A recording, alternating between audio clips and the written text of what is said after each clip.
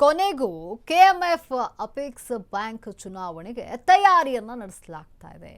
ಅಧ್ಯಕ್ಷರ ಹುದ್ದೆ ಚುನಾವಣೆಗೆ ಶೀಘ್ರವೇ ಮುಹೂರ್ತವನ್ನು ನಿಗದಿ ಮಾಡಲಾಗ್ತಾ ಇದೆ.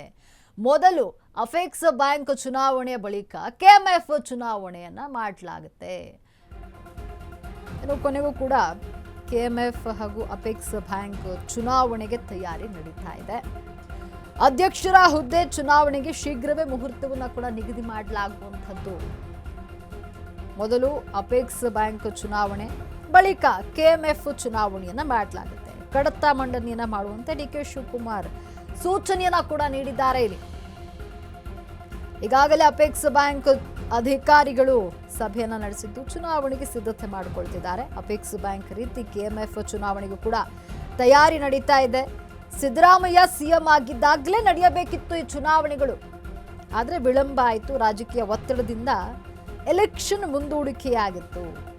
ಅಪೆಕ್ಸ್ ಬ್ಯಾಂಕ್ ಅಧ್ಯಕ್ಷ ಗಾದಿಯ ಮೇಲೆ ಕೆಎನ್ ರಾಜಣ್ಣ ಕಣ್ಣಿಟ್ಟಿದ್ದಾರೆ. ಕೆಎಂಎಫ್ ಅಧ್ಯಕ್ಷಗಿರಿ ಆಕಾಂಕ್ಷಿಯಾಗಿರುವಂಥದ್ದು ಡಿಕೆ ಸುರೇಶ್. ಕೆಎಂಎಫ್ ಅಧ್ಯಕ್ಷಗಿರಿಯ ಮೇಲೆ ಶಾಸಕ ಕೆವೈ ನಂಜೇಗೌಡ ಕೂಡ ಕಣ್ಣನ್ನ ಹಾಕಿದ್ದಾರೆ.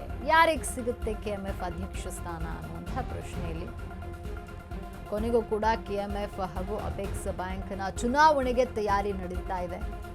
ಅಧ್ಯಕ್ಷರ ಹುದ್ದೆ ಚುನಾವಣೆಗೆ ಶೀಘ್ರವೇ ಮುಹೂರ್ತ ಕೂಡ ನಿಗದಿಯನ್ನ ಮಾಡಲಾಗುತ್ತೆ. ಮೊದಲು ಅಪೆಕ್ಸ್ ಬ್ಯಾಂಕ್ ಚುನಾವಣೆ, ಬಳಿಕ ಕೆಎಂಎಫ್ ಚುನಾವಣೆಯನ್ನ ಮಾಡಲಾಗುತ್ತೆ. ಕಡತವನ್ನ ಮಂಡನೆ ಮಾಡುವಂತೆ ಡಿಕೆ ಶಿವಕುಮಾರ್ ಈಗ ಅಧಿಕಾರಿಗಳಿಗೆ ಸೂಚನೆಯನ್ನ ಕೂಡ ನೀಡಿದ್ದಾರೆ. ಈಗಾಗಲೇ ಅಪೆಕ್ಸ್ ಬ್ಯಾಂಕ್ ಅಧಿಕಾರಿಗಳು ಸಭೆ ನಡೆಸಿದ್ದು ಚುನಾವಣೆಗೆ ಸಿದ್ಧತೆಯನ್ನ ಮಾಡಿಕೊಳ್ತಾ ಇದ್ದಾರೆ. ಸಿದ್ದರಾಮಯ್ಯ ಸಿಎಂ ಆಗಿದ್ದಾಗಲೇ ಚುನಾವಣೆ ನಡೀಬೇಕಿತ್ತು, ಆದರೆ ರಾಜಕೀಯ ಕಾರಣಗಳಿಂದ, ಒತ್ತಡಗಳಿಂದ ಚುನಾವಣೆಯನ್ನು ಮುಂದೂಡಿಕೆ ಮಾಡಲಾಗಿತ್ತು. ಇದೀಗ ಚುನಾವಣೆಗೆ ಮುಹೂರ್ತ ಫಿಕ್ಸ್ ಆಗುವಂತಹ ಸಾಧ್ಯತೆ ಇದೆ.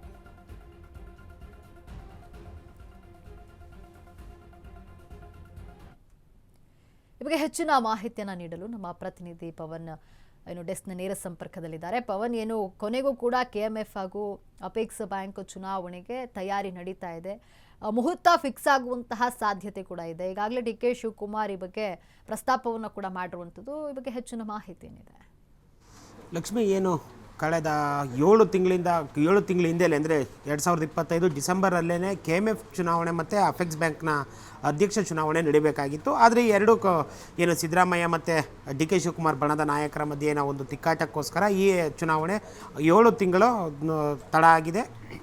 ಅಂದರೆ ಈ ಹಿಂದೆ ಕೋಆಪರೇಟಿವ್ ಮಿನಿಸ್ಟರ್ ಆಗಿದ್ದಂಥ ಕೆಎನ್ ರಾಜಣ್ಣ ಹಾಗೂ ಇವರು ಡಿ ಕೆ ಶಿವಕುಮಾರ ಬಾಮೈದ MLC ರವಿ ಅವರ ಮಧ್ಯೆ ಒಂದು ತಿಕ್ಕಾಟ ಶುರುವಾಗಿತ್ತು. ಅಂದರೆ ಕೆಎಂಎಫ್ನಿಂದ ಕೋಆಪರೇಟಿವ್ ಅಪೆಕ್ಸ್ ಬ್ಯಾಂಕಿಗೆ ಭೀಮಾ ನಾಯಕರನ್ನ ಅಥವಾ ಮತ್ತಿತರ ಸಿದ್ದರಾಮಯ್ಯ ಬಣದ ನಾಯಕರನ್ನು ಅಪೆಕ್ಸ್ ಬ್ಯಾಂಕ್ ಅಧ್ಯಕ್ಷನ ಮಾಡೋದಕ್ಕೋಸ್ಕರ ತೆರೆಮರೆಯ ಒಂದು ಕಾದಾಟ ನಡೆದಿತ್ತು. ಇದರಲ್ಲಿ ಕೊನೆಗೆ ಸಿದ್ದರಾಮಯ್ಯನವರು ಅಧ್ಯಕ್ಷರನ್ನು ಮಾಡೋಕ್ಕೆ ಬಿಡದೇನೆ ಡಿ ಕೆ ಶಿವಕುಮಾರ್ ಅವರು ಸಕ್ಸಸ್ ಆಗಿದ್ದರು. ಇದೀಗ ಅವರು ಹೊಸದಾಗಿ CM ಆದ ಬಳಿಕ ಮೊದಲನೇದಾಗಿ ಕೆಎಂಎಫ್ ಮತ್ತು ಅಪೆಕ್ಸ್ ಬ್ಯಾಂಕ್ ಚುನಾವಣೆ ನಡೆಸೋದಕ್ಕೆ ನಿರ್ಧಾರ ಮಾಡಿದ್ದಾರೆ. ಮೊದಲು ಕೆಎಂಎಫ್ ಅಪೆಕ್ಸ್ ಬ್ಯಾಂಕ್ ಚುನಾವಣೆ ಆಗುತ್ತೆ. ಅಪೆಕ್ಸ್ ಬ್ಯಾಂಕ್ ಚುನಾವಣೆಯ ನಂತರ ಕೆಎಂಎಫ್ ಮಾಡಿದರೆ ಕೆಎಂಎಫಲ್ಲಿ ಮಾಲೂರು ಶಾಸಕರಾದಂಥ ಮತ್ತು ಕೊಮಲು ಜಿಲ್ಲಾಧ್ಯಕ್ಷರಾದಂಥ ನಂಜೇಗೌಡರು, ಭೀಮಾ ನಾಯಕ್ ಮತ್ತು ಡಿ ಕೆ ಸುರೇಶ್ ಮಧ್ಯೆ ಈ ಪೈಪೋಟಿ ಇದ್ದು, ಅಪೆಕ್ಸ್ ಬ್ಯಾಂಕ್ ಅಧ್ಯಕ್ಷಗಿರಿಯಲ್ಲಿ MLC ರವಿ, ಸ್ವತಃ ಕೆಎನ್ ರಾಜಣ್ಣ ಹಾಗೂ ಇವರು ಶಿವಾನಂದ ಪಾಟೀಲ್ ಅವರು ಅಧ್ಯಕ್ಷರಾಗೋದಕ್ಕೆ ಪ್ರಯತ್ನ ಬೀಳ್ತಾ ಇದ್ದಾರೆ. ಸದ್ಯದ ಮಟ್ಟಿಗೆ ಈ ಕ್ಷಣಕ್ಕೆ ಈ ಹಿಂದೆ ಆಗಿದ್ದಂಥ ಸಂಘರ್ಷವನ್ನು ಬದಿಗಿಟ್ಟು CM ಡಿ ಕೆ ಶಿವಕುಮಾರ್ ಅವರು ಎಲ್ಲ ನಾಯಕರನ್ನು, ಸಿದ್ದರಾಮಯ್ಯ ಬಣದ ನಾಯಕರನ್ನು ಜೊತೆಗೂಡಿಸಿಕೊಂಡು ಯಾರನ್ನು ಅಧ್ಯಕ್ಷಗಿರಿ ಮಾಡ್ತಾರೆ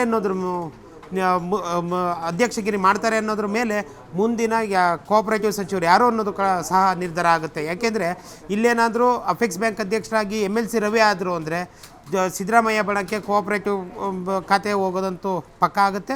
ಮತ್ತು ಇದರಲ್ಲೂ ಕೆಎಂಎಫಲ್ಲೂ ಸಹ ಡಿ ಕೆ ಸುರೇಶ್ ಅವರು ಅಥವಾ ನಂಜೇಗೌಡರಿಗೆ ಕೊಟ್ಟರೆ ಮತ್ತು ಅದು